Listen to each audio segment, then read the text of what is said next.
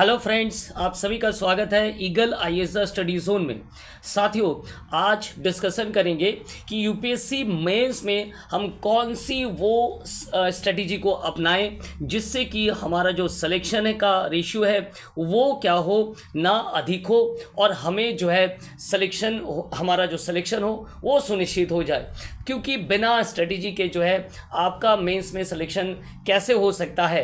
तो एक स्ट्रेटजी बिल्कुल होना चाहिए, चाहे वो पीटी हो, चाहे वो मेंस हो, चाहे वो इंटरव्यू हो। किसी भी स्तर पर जो है सिलेक्शन के लिए हमारे पास एक बिल्कुल सटीक रणनीति होना चाहिए। तो आज हम लोग डिस्कशन करेंगे कि वो कौन सी स्ट्रेटजी होनी चाहिए जिसके कारण हमारा मेंस में क्या हो जाए, सिलेक्शन हो जाए। तो चलिए एक एक करके उन सभी टॉपिक पर बात करेंगे। सबसे पहले हम ये बात करेंगे कि आपका जो सिलेबस है, आपका सिलेबस पर पकड़ कितना है, ये बहुत ही महत्वपूर्ण है। क्योंकि जब आपसे क्वेश्चन पूछा जाएगा और आपको इस बात का ज्ञान ही ना हो कि ये सिलेबस के कौन से पार्ट से पूछा गया है, अर्थात 750 से लेकर के 1200 में पूछा गया है, पूर्व मध्यकाल की स्थिति को लेकर के पूछा गया है या पूर्व मध्यकाल के बाद को लेकर के पूछा गया है, तो ये सिलेबस का क्या करना होगा, आपको एक बार पूर्ण रूप से सिलेबस का बारीक अध्ययन करना होगा कि सिलेबस जो है पेपर 1 में कौन सा सिलेबस है, पेपर 2 में कौन सा सिलेबस है। आज हम लोग पेपर 1 की बात कर रहे हैं, तो पेपर 1 में कौन सा सिलेबस है उसको हमें क्या करना होगा, बारीक अध्ययन करना होगा। कौन कौन से टॉपिक दिए हुए हैं उन्हीं टॉपिकों को लेकर क्या करना होगा, आपको अपना आंसर राइटिंग करना होगा। तो इस बात का बिल्कुल ध्यान रखना होगा कि सिलेबस हमारा सबसे पहला जो है क्या है, जो है सिलेक्शन का जो पहला रास्ता है वो सिलेबस से होकर के ही जाता है। तो आप सिलेबस का क्या करेंगे, जेरोक्स करेंगे और जिस पॉइंट को लेकर के आप स्टडी कर रहे हैं, सपोज कीजिए कि आपने जो है पहले दिन सोर्सेज को लेकर के जो है स्टडी किया, सोर्सेज में आपने लिटरेरी सोर्सेज को लेकर के स्टडी किया और जो है आपने जो है फॉरेन अकाउंट को लेकर के स्टडी किया कि किस प्रकार इतिहास के साधन के तौर पर जो विदेशी यात्रियों का विवरण है वो क्या है ना, एक जो है बहुत ही महत्वपूर्ण स्रोत है। इसका क्या करिए ना, एनालिसिस करिए। तो मान लीजिए कि ये जो प्रश्न दिया हुआ है वो सोर्सेज के अंतर्गत आ रहा है, तो आप सोर्सेज को लेकर के अध्ययन कर रहे हैं। सोर्सेस को जब आप अध्ययन कर रहे हैं तो आप उस टॉपिक को क्या करें, मार्क कर दें और वहाँ पर डेट भी लिख दें कि आपने इस तारीख को इस सोर्सेस को लेकर के अध्ययन किया और उससे संबंधित जो प्रश्न हैं, मेंस में जो प्रश्न आए हैं उनका आपने जो है अधिक से अधिक प्रयास किया कि लगभग अगर 10 प्रश्न हैं तो हाफ प्रश्न, 5 प्रश्न हो या 6 प्रश्न भी हो, आपने उसका क्या किया है ना, उस प्रश्न को लिख लिया है, ताकि क्या हो, आपके पास जो है टॉपिक का जो है मूलभूत ज्ञान और उसके जो कॉन्सेप्ट है वो आपके पास कारगर तरीके से हो जाएगा। तो सबसे पहला ये पॉइंट है कि आपको सिलेबस का क्या करना होगा, बारीक अध्ययन रखना होगा और सिलेबस के अकॉर्डिंग जो है आपको अपना अध्ययन को आगे बढ़ाना होगा या मेंस आंसर राइटिंग को करना होगा। चलिए, दूसरा महत्वपूर्ण जो टॉपिक उभर करके आता है युवाओं में वो ये कि उस जो मेंस का जो आप राइटिंग करने जा रहे हो उसके लिए आपने कौन सा माध्यम चुना है। क्या आपने इंग्लिश चुना है, क्या आपने हिंदी चुना है। कई बार ऐसा देखा जाता है कि कुछ बच्चे जो है दबाव में आकर के जब वो अपना स्टडी शुरू करते हैं या परीक्षा की तैयारी शुरू करते हैं तो उन्हें ऐसा फील होता है कि इंग्लिश मीडियम में अगर वो एग्जामिनेशन देंगे तो उनको ज़्यादा से ज़्यादा अंक प्राप्त होगा। हालांकि अगर आप इंग्लिश मीडियम चुन रहे हैं तो इस बात का विशेष ध्यान आपको रखना होगा कि इंग्लिश मीडियम में आपकी जो लेखन शैली है वो ऑर्नामेंटल तरीके से होना चाहिए, अर्थात आपकी इंग्लिश भाषा में पकड़ इतनी अच्छी होनी चाहिए कि आप किसी विषय को जो है, चाहे वो एनालिसिस हो, चाहे वो क्रिटिकल एनालिसिस हो, उसको ऑर्नामेंट तरीके से लिख सकते हैं। अगर ये कैपेबिलिटी आपके अंदर में है तो आप बिना दबाव के इंग्लिश ले सकते हैं। अन्यथा अगर मान लीजिए सिर्फ अगर आप इस दबाव में रह करके लेते हैं कि इंग्लिश से ही हमारा मार्क्स ज़्यादा आएगा तो हमें इंग्लिश ही लेना चाहिए, ऐसा बिल्कुल भी ना करें। इससे क्या होगा, मेंस आंसर राइटिंग, पीटी तो ठीक है, मान लिया जाए कि आप किसी भी तरह से उसे टाल लेंगे, लेकिन मेंस में जा कर के बात फंस जाएगी। जब आप लेखन करने जाएंगे तो आपको ऐसा लगेगा कि वोकैबुलरी कम पड़ गया, वर्ड पावर कम पड़ गया, और अगर वर्ड पावर और वोकैबुलरी है तो आप उसे ऑर्नामेंटल तरीके से सजा भी नहीं पा रहे हैं। इन बातों का बिल्कुल ध्यान रखेंगे। अगर इंग्लिश में आपकी बहुत अच्छी पकड़ है, आप ऑर्नामेंटल तरीके से किसी विषय को लिख सकते हैं, तो आप इंग्लिश को माध्यम बनाएं। अगर हिंदी माध्यम में आप ऑर्नामेंटल तरीके से लिख सकते हैं किसी विषय को लेकर के, तो हिंदी में आप क्या कीजिए, उत्तर दीजिए। इस बात से आप जो है परे सोचिए कि इसमें कौन सा ज़्यादा नंबर मिलता है और कौन सा माध्यम चुनने से कम नंबर मिलता है।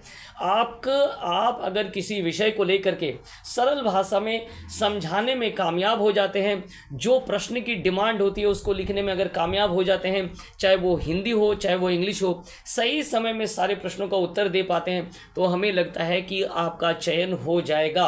और सबसे इम्पॉर्टेंट बात यह है, माध्यम से भी बड़ा चीज़ यह है कि उस चयन होना चाहिए, और चयन के लिए आपके पास आपका जो मेरिट है उसको भी देखना पड़ेगा, और उसी हिसाब से आप क्या करेंगे, माध्यम का चुनाव करेंगे। तो दूसरा ये क्या है, माध्यम के चुनाव में भी बहुत सावधानी बरतनी आवश्यकता होती है। ठीक है, चलिए, विशेष करके जब मेंस आंसर राइटिंग की बात होती है तो वहाँ इन चीज़ों को ध्यान रखना होता है। चलिए, तीसरा जो महत्वपूर्ण पॉइंट है, तीसरा महत्वपूर्ण पॉइंट क्या है, तीसरा महत्वपूर्ण पॉइंट है कि स्टडी प्लान क्या होना चाहिए। जब हम मेंस के लिए आंसर राइटिंग कर रहे हो तो हमारे पास एक पुख्ता स्टडी प्लान होना चाहिए। वीकली बेसिस पर या मंथ बेसिस पर, जिस बेसिस पर आप काम करना चाहते हैं, या डे बेसिस पर, उस पर आप ना स्टिक टू द प्लान, आप हमेशा क्या रहेंगे ना, चिपके रहेंगे। किसी भी सूरत में अपने प्लान को बहुत जब जरूरी ना हो, 90% तक जब आपने देखा कि हमारे प्लान को आज हम नहीं एग्जीक्यूट कर पा रहे हैं, तभी अपने प्लान को जो है आज के लिए बंद करें, छोड़ दें, कल फिर उसी प्लान के साथ फिर चिपक जाएं।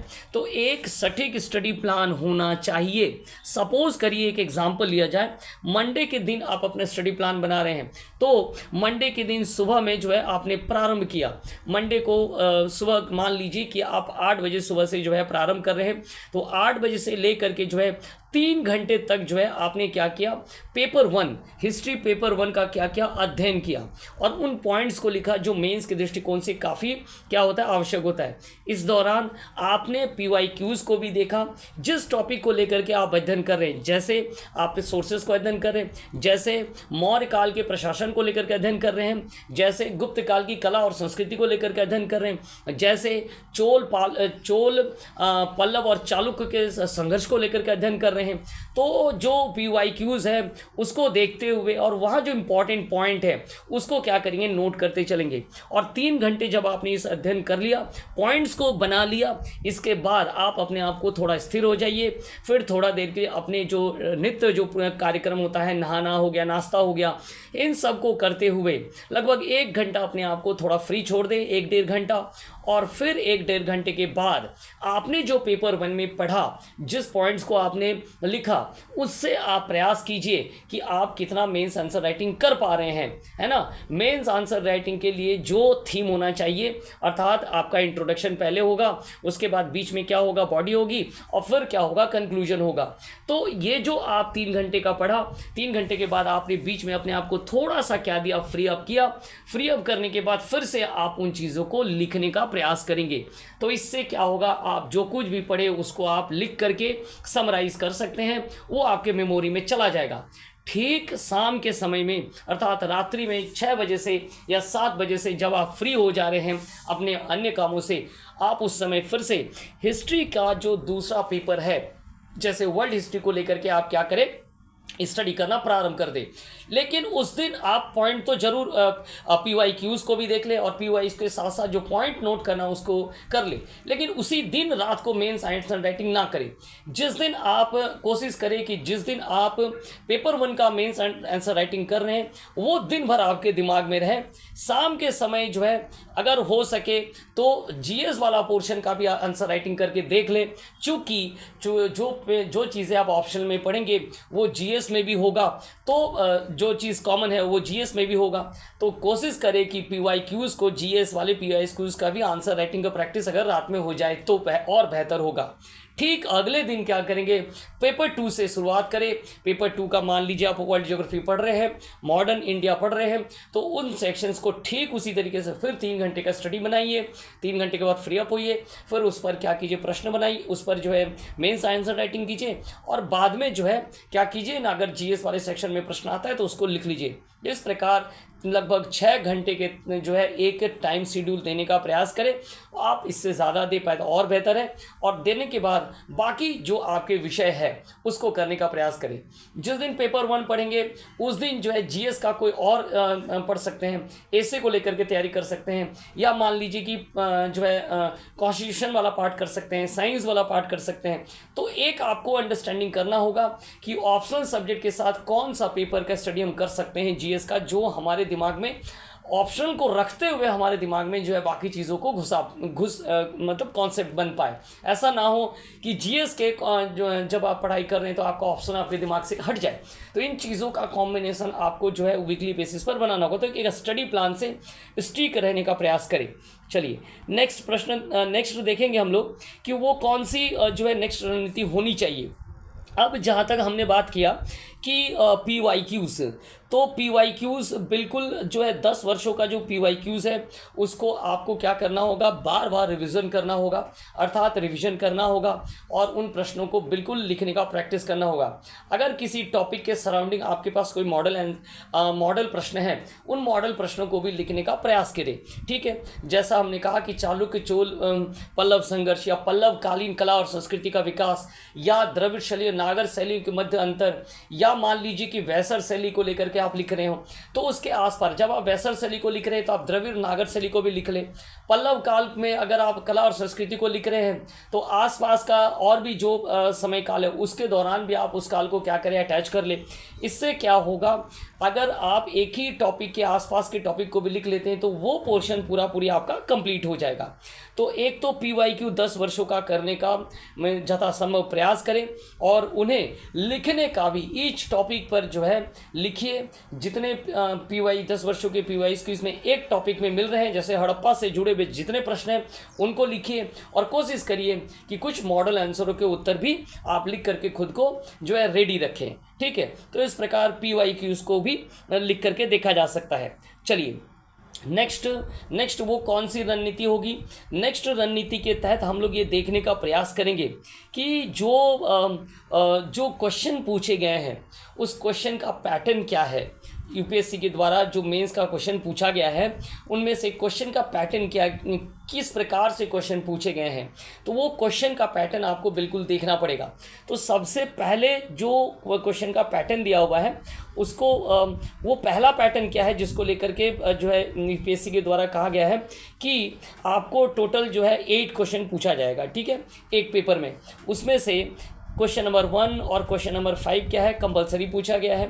ठीक है, 1 में क्या है, मैप बेस्ड प्रश्न है। पेपर 1 की मैं बात कर रहा हूँ, हिस्ट्री पेपर 1, तो इसमें मैप बेस्ड प्रश्न है। ठीक है, इसको अगर छोड़ दिया जाए तो 2 से लेकर 8वीं तक जो है क्या है ना, रिटर्न पर है ना, उस पर आपको लिख करके उत्तर देना होगा, चाहे वो 150 शब्द में हो, चाहे जो शब्द सुनिश्चित किएंगे उस पर आपको लिखना पड़ेगा। तो यहाँ हमें देखना है कि 1 और 5 क्या हो गया, हमारे लिए अनिवार्य है, वो हमें कंपलसरी है, वो हमें करना ही पड़ेगा। इसके अलावा और कितने बच गए, इसके अलावा जो बच गए वो था सेक्शन ए की अगर हम बात करें तो मान लीजिए कि 1 से लेकर के 4 तक है सेक्शन ए में, और सेक्शन बी में अगर हम बात करते हैं तो यहाँ कितना है, सेक्शन बी में 5 से लेकर के 8 तक है।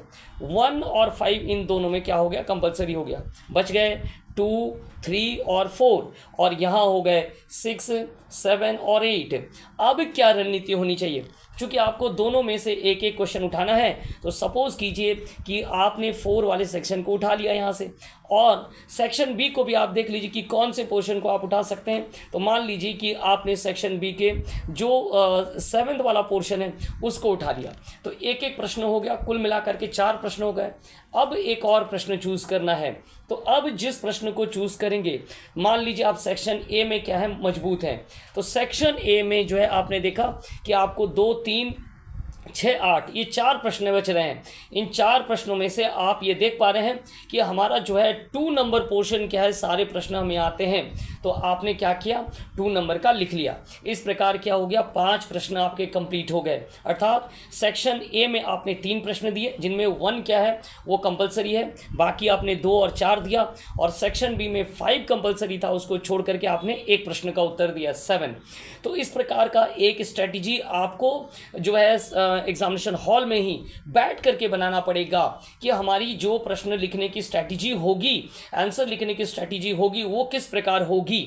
ऐसा ना हो कि प्रश्न आया और आप लिखते चले गए। तो पहले जो 5 मिनट है उसमें क्वेश्चन को आराम से देखें, उनमें से देखें कि कौन कौन से प्रश्नों का चयन करना होगा, 1 2 3 4 किसका चयन करना होगा कि हम उस पर लिख पाएँ, है ना, और अच्छे तरीके से लिख पाए ताकि हमारा सिलेक्शन आगे बढ़े, एक पायदान और आगे बढ़े। तो एक तो ये हो गया कि प्रश्नों का चयन कैसे करेंगे। ठीक है, चलिए अब एक और सवाल आता है कि सेक्शन ए में और सेक्शन बी में जो है कौन कौन किस किस भाग से प्रश्न पूछा जाता है।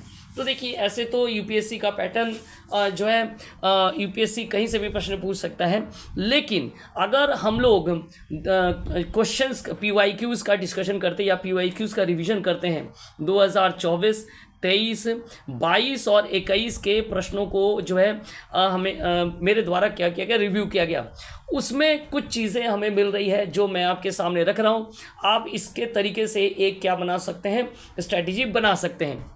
तो चलिए, इस स्ट्रैटेजी के लिए सबसे पहले हमें क्या करना होगा, हमें ये देखना होगा, सिलेबस को पहले देख लेते हैं। तो देखिए, सोर्सेस से शुरू हो रहा है पेपर 1 और यहाँ से सीधा हम लोग चले जाएंगे महाजनपद, मोरायन गुप्ता, ठीक है, इसके बाद हो गया रीजनल, फिर हो गया आपका इंडियन कल्चर्स हो गए, फिर यहाँ देखिए मिडावल इंडिया 750 से लेकर के 1200।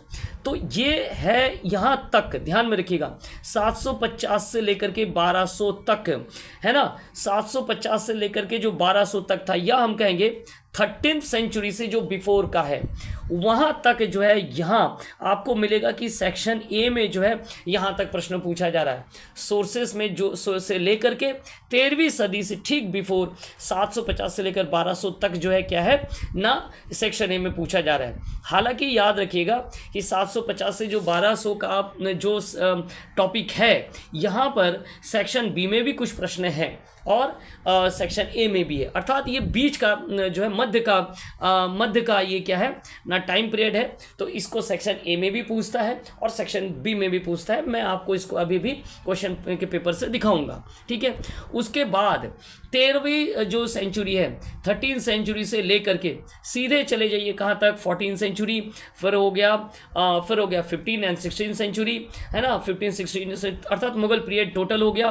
टोटल मुगल पीरियड के बाद हम लोग कहाँ पहुँच गए ना, 18th सेंचुरी तक, है ना। तो 18th सेंचुरी तक, तो यहाँ तक 13 से लेकर के 18th सेंचुरी तक आपको जो है सेक्शन बी में प्रश्न मिलेंगे।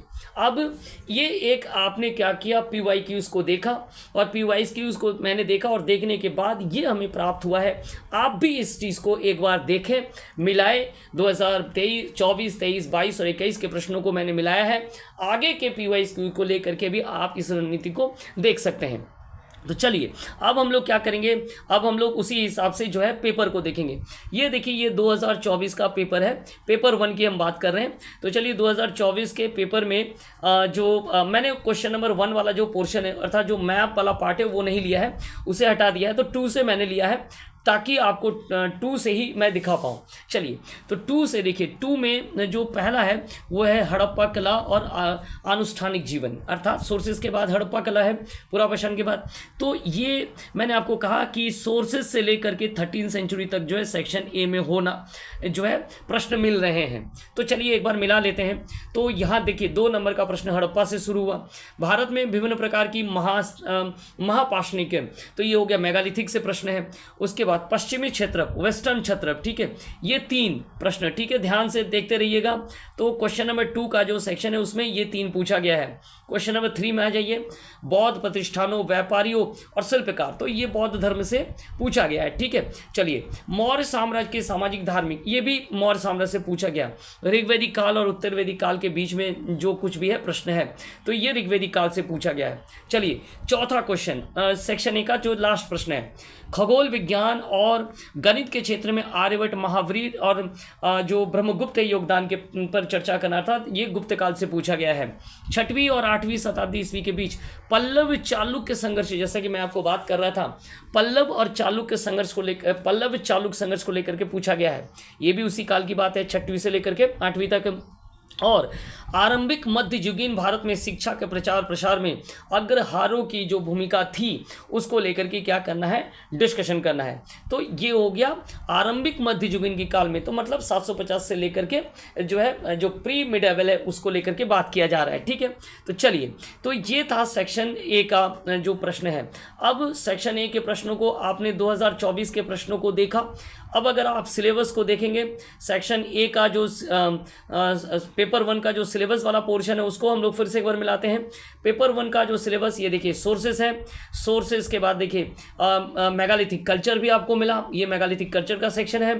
फिर ये हो गया आर्यंस का सेक्शन हो गया, है ना। उसके बाद पोस्ट मयूरायन, मयूरायन गुप्ता पीरियड, देखिए ये गुप्ता पीरियड हो गया। उसके बाद चलिए आगे बात करते हैं रीजनल्स, ये देखिए पल्लवा चालुक्य जो है संघर्ष यहाँ पर आ जाएगा। ठीक है, उसके बाद क्या है, उसके बाद चलिए आगे बढ़ते हैं अर्ली मिडेवल पीरियड। यहाँ पर जो अर्ली मिडेवल पीरियड है, यहाँ पर जिसमें चोला है, चोला का एडमिनिस्ट्रेशन है ना। द साइंस एंड टेक्नोलॉजी भी यहीं पर है। Society, the society of Brahmins and the new social order यहाँ पर हमें देखने को मिल रहा है।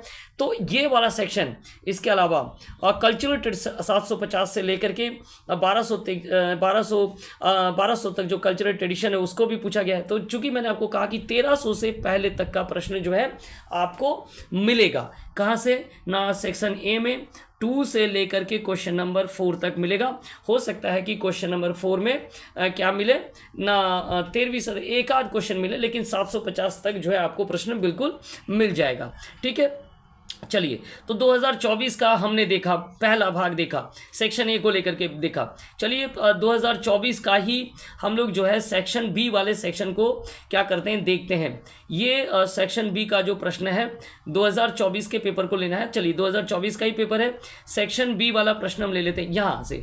ठीक है, ये देखिए यहाँ से, बैसर शैली के मंदिर स्थापत्य की मुख्य विशेषता है। मैंने आपको कहा कि 750 जो है सेक्शन ए में भी हो सकता है, बी में भी हो सकता है। क्यों? क्योंकि ये जो है ट्रांजिशन पॉइंट है, तो दोनों में रह सकता है, तो वही है। इसके बाद देखिए फिरोज शाह की आर्थिक नीतियों को लेकर के मूल्यांकन कीजिए, तो मिडावल में आ गया वो, तो ये 13वीं के बाद आ गया। ठीक है, चलिए इसके बाद आगे देखते हैं मध्यकालीन भारतीय संस्कृति में जो है कलंदरिया के योगदान, तो मध्यकालीन की बात हो रही है। चलिए मालवा चित्रकला शैली की मुख्य विशेषताओं को उदाहरण से चर्चा कीजिए। पुर्तगाली औपनिवेशिक जो उपक्रम है ये भी हो गया, जो है आपका 13वीं के बाद हो गया। ठीक है, चलिए भारतीय वेदांत में आचार्य के योगदान का विश्लेषण कीजिए, तो आचार्य के योगदान को लेकर के यहाँ पर पूछा गया है। इसके अलावा भारत में 13वीं से 14वीं शताब्दी में हिंदू मुस्लिम महिलाओं की स्थिति की तुलना कीजिए। देखिए 13वीं से लेकर 14वीं शताब्दी के बीच में पूछा गया, ये सेक्शन बी का प्रश्न है। और सेक्शन बी में जो है लगभग जो है 90% के प्रश्न या 98% प्रश्न जो है 13वीं से लेकर के क्या है ना 18वीं तक के मध्य का है। ठीक है, चलिए ये छठा का हो गया। औरंगजेब के शासनकाल, तो देखिए आ गया यहाँ पर, है ना। ये जो है हम लोग आगे कब ना, हम लोग आगे 17वीं शताब्दी में आ गए। इसके अलावा क्षेत्र दिलाने, श्रेय दिलाने के बजाय इबादत खाना, अकबर के प्रश्नों को लेकर के पूछा गया है, तो 16वीं शताब्दी में भी हम लोग पहुंच चुके हैं। तो इस प्रकार आप देखेंगे मराठा गुरिल्ला वार है, हैदराबाद राज्य के राजनीतिक, ठीक है, इसके बाद राजनीतिक परिवर्तन। तो इस प्रकार 8वें नंबर, भारत में यूरोपीय व्यापारिक कंपनी की स्थापना के फलस्वरूप हुई नगरीकरण की प्रक्रिया का परीक्षण कीजिए।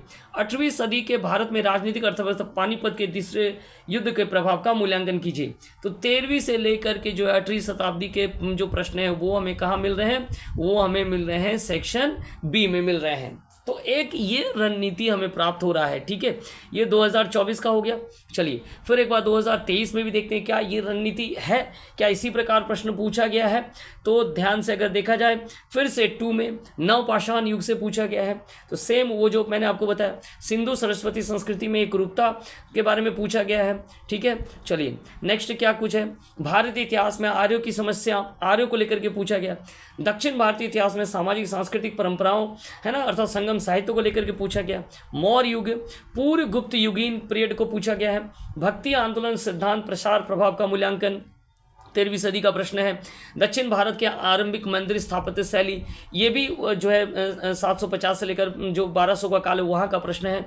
ठीक है, चलिए इसके अलावा और कौन से प्रश्न हैं, तो यहाँ तक के जो प्रश्न है वो भी हमें कहाँ तक देखने को मिल रहा है ना, ये सोर्सेज से लेकर के जो है 13वीं सदी तक जो है सेक्शन ए में हमें प्रश्न मिल रहे हैं, जिसमें कितने प्रश्न हैं, 2, 3 और 4। अगर मैप को छोड़ दिया जाए तो ये 3 जो है लेखन मैंने लिख कर सब्जेक्टिव है, जहां आपको लिखना पड़ेगा। ठीक है, शब्द सुनिश्चित किए गए उसी आधार पर आपको लिखना पड़ेगा। सेक्शन बी में भी चलिए देखते हैं। सेक्शन बी में भारतीय सामंतवाद फ्यूडलिज्म को लेकर के प्रश्न पूछा गया है। अल-बिरूनी द्वारा किए गए भारतीय समाज, तो ये पूर्व मध्यकाल है, मैंने कहा पूर्व मध्यकाल दोनों में आ सकता है। ठीक है, इतिहास के प्रमुख साक्ष्य के रूप में सूफी साहित्य, देखिए यहाँ पर भी पूछा है। दिल्ली सल्तनत के पतन के कारणों को पूछा गया है। अलाउद्दीन खिलजी के कृषि नीति का उद्देश्य मध्यस्थ शक्तियों की सत्ता को नियंत्रित करना था। अपने उद्देश्य की प्राप्ति के लिए उसके द्वारा अपनाए गए उपायों का परीक्षण कीजिए। तो अलाउद्दीन खिलजी का जो एग्रेगरियन पॉलिसी था, है ना, उसको लेकर के यहाँ डिस्कशन करना है। जहांगीर के शासनकाल को लेकर के जो है पूछा गया है। मुगल चित्रकला यूरोपीय चित्रकला की किन विशेषताओं का समावेश हुआ। हैदर अली का साम्राज्य को लेकर के पूछा गया है। रंजीत सिंह के जो नेतृत्व में सिखों के उदय, बहुत अच्छा प्रश्न है। रंजीत सिंह के नेतृत्व में सिखों के उदय का विश्लेषण कीजिए। किस प्रकार रंजीत सिंह ने जो है अपने जो साम्राज्य, सिख साम्राज्य का विस्तार किया, है ना, और एक संगठित सिख साम्राज्य बनाया, उसको लेकर के आपको डिस्कशन करना है। 8वां प्रश्न, अकबर कालीन मुगल राज की प्रकृति का जो है क्या करना है, विवेचन कीजिए। तो हमें देखने को मिल रहा है कि जो सेकंड वाला पोर्शन है, चाहे वो 2024 हो चाहे वो 2023 हो, इन दोनों में वही है, अर्थात सोर्सेज से लेकर के जो है 13वीं तक जो है, और फिर 13वीं से लेकर के 18वीं तक जो है क्या पूछा जा रहा है ना, ये सेक्शन ए में, और ये वाला पोर्शन जो है सेक्शन बी में पूछा जा रहा है। अब आप जो है भिन्न भिन्न जो है सेक्शन सोर्सेज से लेकर 13वीं तक अलग अलग जो पोर्शन है उसको भी आप प्रश्न वाइज क्या करें, एक रणनीति बनाएं। और चूंकि ये जो है काफ़ी जो है लेंदी प्रोसेस होगा, तो आप प्रयास कीजिए कि सेक्शन ए में आप अगर 2 प्रश्न टच करना चाहते हैं, 2 और मान लीजिए 4 को टच करना चाहते हैं, तो आपको 6 प्रश्न कुल करने हैं। तो इन 6 प्रश्नों पर क्या करना होगा, आपको 6 टॉपिक को आपको चुनना होगा। 6 टॉपिक पर आपको मजबूती से पकड़ बनानी होगी, या 6 से ज़्यादा टॉपिक चुनिए, और इन PYQs को देखते हुए जो है आप उसको क्या करें, उन टॉपिकों को खोज करें, और फिर वहाँ से क्या करें, अपने लेखन शैली को डेवलप करें। चलिए 2022 में भी क्या ये रणनीति काम कर रही है, तो उसको भी लेकर के चलिए देख लेते हैं कि क्या 2022 में ये काम कर रहा है। तो 2022 में देखिए फिर क्वेश्चन नंबर 2 हड़प्पा सभ्यता से पूछा गया। पहला जो 2 है उसमें हड़प्पा सभ्यता से प्रश्न है ही है। इतिहास के स्रोत के रूप में देखिए विदेशी विवरणों के कुछ लाभ हो सकते हैं, ये पूछा गया है। बौद्ध धर्म के विचार, तो बौद्ध धर्म से पूछा गया है। ठीक है, तो यहाँ से सोर्सेज से शुरू हुआ। फिर गुप्त शासक अशोक के धर्म प्रचार, ठीक है, 8वीं और 9वीं शताब्दी के दौरान उत्तर भारत में त्रिकोणीय संघर्ष, जो ट्रिपेटाइट स्ट्रगल हुआ था, ट्रिपेटाइट स्ट्रगल हुआ था, उसको लेकर के पूछा गया। देखिए पूर्व मध्यकाल में तमिल भक्ति आंदोलन के मुख्य विशेषताओं को उल्लेख करना है। कलहन की रास तरंगिनी प्रारंभिक भारत में इतिहास लेखन परंपरा का सर्वश्रेष्ठ उदाहरण है, इसको लेकर के डिस्कशन करना है। ठीक है, तो ये था, फिर से अगर हम ध्यान से देखेंगे तो ये था सेक्शन ए का। जैसा कि मैंने कहा बार बार कि सिलेबस का अध्ययन बहुत ज़रूरी है, और सिलेबस के हिसाब से ही सेक्शन ए और सेक्शन बी में क्या क्या है, क्वेश्चन को बांटा गया है। चलिए सेक्शन बी में अगर देखा जाए 2022 में, तो देखिए ब्रह्मोदय अनुदान, इसके बाद 13वीं शताब्दी उत्तर भारत, 13वीं शताब्दी का प्रश्न आ गया।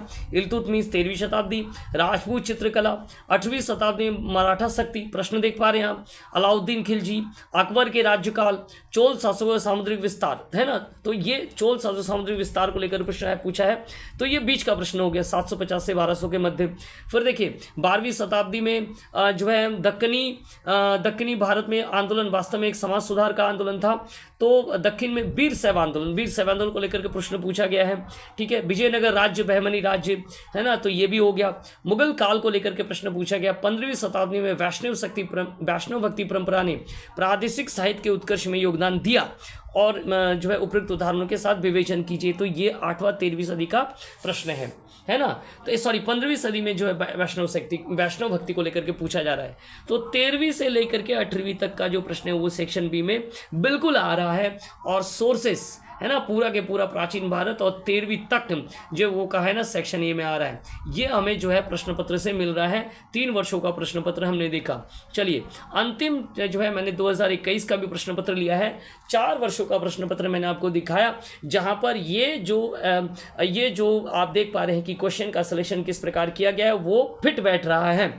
एक आध प्रश्न इधर उधर अगर छोड़ दिया जाए तो मैक्सिमम प्रश्नों की हम बात कर रहे हैं। क्या आप सहमत हैं कि पारिस्थितिक कारणों से हड़प्पा सभ्यता में प्रवाह और ह्रास को प्रोत्साहित किया? देखिए हड़प्पा सभ्यता से है, उपनिषदीय सिद्धांत को लेकर के पूछा गया है, मौर्योत्तरकालीन कला को लेकर के पूछा गया, एकदम ठीक मिलाते जाइए। कौटिल्यिक अर्थशास्त्र, ठीक है, कौटिल्यिक अर्थशास्त्र को लेकर के प्रश्न है, वर्णाश्रम धर्म, महापाषाण काल को लेकर के पूछा गया है, ठीक है। उसके बाद जो है चौथे में मध्यकालीन, प्रारंभिक मध्यकालीन, देखिए शब्द है प्रारंभिक मध्यकालीन, आपको पता चल जाएगा ऐसे ही। इसके अलावा और क्या है, और अगर ध्यान से देखेंगे शासकों की राजनीतिक, आर्थिक, व्यापारियों की आर्थिक सामाजिक स्थिति को मिलकर एक साथ ग्रहणशील सांस्कृतिक वातावरण प्रदान किया जिसमें बौद्ध धर्म विकसित हुआ।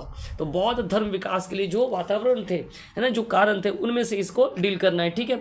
चलिए नेक्स्ट प्रश्न, प्रारंभिक मध्यकालीन भारत में स्थानीय भाषाओं में साहित्य के आविर्भाव एवं क्षेत्रीय पहचान के निर्माण में संबंध की विवेचना कीजिए। तो प्रारंभिक मध्यकाल से पूछा गया है, एकदम सीधी तरीके से फिट बैठ रहा है। चलिए सेक्शन बी में देख लेते हैं, 2021 का प्रश्न है, भारतीय सामंतवाद फ्यूडलिज्म से पूछा गया है, सुल्तान इल्तुतमिश से प्रश्न पूछा गया है, ठीक है। इसके अलावा पानीपत के युद्ध से, है ना, तो ये 8वीं सदी का प्रश्न है। चलिए इसके बाद सिख समुदाय के निर्गुण भक्ति संप्रदाय से राजनीतिक सैन्य संगठन परिवर्तन की विवेचना कीजिए। अभिजात बहलोल लोदी को लेकर के प्रश्न पूछा गया है। ताजमहल विशेष के संदर्भ में मुगल मकबरा स्थापत्य की मौलिक विशेषताओं का क्या करना है, वर्णन करना है। एकता प्रथा के महत्व की विवेचना करना है। खलजी शासनकाल की खलजी क्रांति के रूप में, खलजी शासनकाल को खलजी क्रांति क्यों कहा जाता है, इसको लेकर के, चूंकि टोटली चीज़ें क्या थी, नहीं थी, तो इसलिए उसको खलजी क्रांति कहा जाता है। चलिए चोल शासक न केवल प्रबल विजेता, कुशल प्रशासक, बल्कि उत्कृष्ट मंदिरों के निर्माता थे, है ना। तो ये तो बिल्कुल बहुत ही महत्वपूर्ण प्रश्न है कि चोल शासनकाल के दौरान जो कला का डेवलपमेंट हुआ था, जो आज भी याद किया जाता है ना, आज भी आप देखेंगे तो बृहदेश्वर मंदिर देखने पर आपको ये सारी चीज़ें आपको याद आ जाएगी। अकबर और राजपूत राजाओं के मध्य जो संबंध थे, बंगाल, अवध और हैदराबाद जैसे राज्य मुगल उत्तराधिकारी राज्य की मानना कहाँ तक उचित है। तो आप देख पा रहे हैं कि ये भी प्रश्न, तो क्या कंक्लूजन निकल करके आ रहा है, PYQs 4 वर्षों का जो है PYQs हमने देखा, 23, 24, 22 और 21, है ना, 24, 23, 22 और 21। और इनमें जो निकल करके आ रहा है कि सेक्शन ए में जो है लगभग प्रश्न जो है कहाँ तक है ना, एकदम प्राचीन भारत सोर्सेस से लेकर के 13वीं सदी तक है, और सेक्शन बी में जो है क्या है, जो है बाद का, अर्थात 13वीं से लेकर के जो है 8वीं तक है। हो सकता है कि 750 से लेकर के 1200 या 1300 के कुछ प्रश्न इधर या उधर आ जाए, अर्थात क्वेश्चन नंबर 5 में आ जाए और कुछ प्रश्न क्वेश्चन नंबर 4 में आ जाए, एक आध प्रश्न इधर उधर हो सकता है ट्रांजिशन पीरियड वाला। बाकी जो है यही जो है क्या रखा गया है, एक पैटर्न जो है यूपीएससी के द्वारा रखा गया या फॉलो किया जा रहा है, इसे आप देख सकते हैं। तो अब फिर हम वापस आएंगे वहीं पर कि आपको सेक्शन ए में कितने प्रश्न लिखने हैं, सेक्शन बी में कितने प्रश्न लिखने हैं, उसको आप इसी पैटर्न के हिसाब से सुनिश्चित कर सकते हैं कि सेक्शन ए में हमें कितना जोर देना है, सेक्शन बी में हमें कितना जोर देना है। तो एक ये रणनीति को अपनाया जा सकता है। इसके आगे की क्या रणनीति हो सकती है, इसके आगे की रणनीति बहुत ही कॉम्प्लेक्स हो सकता है, अर्थात प्रश्नों की संख्या के आधार पर आप ये एक प्रेडिक्ट कर सकते हैं कि किस चैप्टर से कितना प्रश्न जो है PYQs में पूछा, जो पिछले वर्षों में प्रश्नों में पूछा गया है, कौन से चैप्टर पर जो है अधिक वेटेज दिया गया है, इसको लेकर के जो है आपको और ज़्यादा क्या करना पड़ेगा, डेप्थ में जा कर के इस रणनीति को बनाने के लिए अगर चाहें तो बना सकते हैं। अदरवाइज यहाँ तक जो एक रणनीति जो था वो मैंने आपके सामने रखा। इसी रणनीति के तहत जो है आपके सिलेक्शन का जो रास्ता है वो क्या होगा, एक पायदान और ऊपर चढ़ेगा। तो इस प्रकार हम कह सकते हैं कि अगर इन रणनीतियों को अपनाया जाए, अर्थात सिलेबस का बारीक अध्ययन, साथ में स्टडी प्लान होना चाहिए, साथ में माध्यम चुनने वक्त बिल्कुल ध्यान रखेंगे कि किस भाषा में आप अलंकृत तरीके से लिख सकते हैं, एनालिसिस आराम से कर सकते हैं। एग्ज़ाम हॉल में उतने दबाव में रह करके अगर आपकी भाषाएं ठीक प्रकार निकल करके आ रही है तो बिल्कुल ठीक है, नहीं तो वही भाषा चुनें जिसमें आप खुद को कंफर्टेबल महसूस करते हैं, कोई दबाव में ना आए। और उसके बाद जो मैंने आपको एक PYQs के तहत जो PYQs का जो आया है सेक्शन ए और सेक्शन बी में, वो मैंने आपको बताया। सेक्शन ए में, सेक्शन बी में आप कितने प्रश्न चूज़ कर सकते हैं 1 और 5 को छोड़ करके, ये भी रणनीति मैंने आपको बताया। आगे की रणनीति यह है कि किस चैप्टर का वेटेज जो है PYQs में पिछले 10 वर्षों में ज़्यादा दिया गया है, उसका एक बारीक तरीके से आप टाइम दे करके अगर आप अपना एक प्लान बना लेते हैं तो आपको पास जो है एक संपूर्ण जो है क्या है स्ट्रेटजी आ जाएगा पेपर 1 का। और फिर आप इसके तहत जो है लिखना प्रारंभ करें। जब भी लिखना प्रारंभ करें, सिलेबस पहले होना चाहिए, आपकी पेंसिल होनी चाहिए, जिस भी पोर्शन को आप लिख रहे हो उसको टिक करेंगे, वहाँ डेट दे देंगे ताकि आपको पता चले कि आप किस दिन को इसको रिवीजन किया था, किस दिन को लिखा था, और फिर कब आप उस पर रिटर्न आ रहे हैं, कि कब फिर दोबारा आप उसको देख रहे हैं। इससे डेट देते जाए ताकि आपकी तैयारी में आपको खुद भी आभास हो कि आप कब कब लौटे। चूँकि आपको एक ही पेपर नहीं करना है, सिर्फ ऑप्शनल पेपर करना है ऐसा नहीं है, आपको GS भी करना है, ऐसे भी करना है, तो कई पेपर करने। तो इसलिए इन चीज़ों को जो है लिख करके रखेंगे तो चीज़ें क्या हो जाएगी, आसान हो जाएगी और व्यवस्थित तरीके से जो है आपकी तैयारी जो है होती रहेगी। तो चलिए एक स्टडी प्लान, एक जो है प्लान हमारे द्वारा जो है डिस्कशन किया गया है। आप चाहे तो इस स्टडी प्लान को देखते हुए अपना एक सटीक स्टडी प्लान बनाएं। और आई होप जो है इस बार जो कोई भी सफल हुए हैं उनका जो है मेंस में भी बिल्कुल क्या होगा, अगर सही स्टडी प्लान हुआ, सही दिशा निर्देश हुआ तो आपका जो है आप बिल्कुल क्या होंगे, न जरूर सफल होंगे और फिर आगे इंटरव्यू के लिए भी चयनित होंगे। तो चलिए हमारे साथ जुड़े रहिए eagle IAS the study zone में। आप सभी का बहुत बहुत धन्यवाद।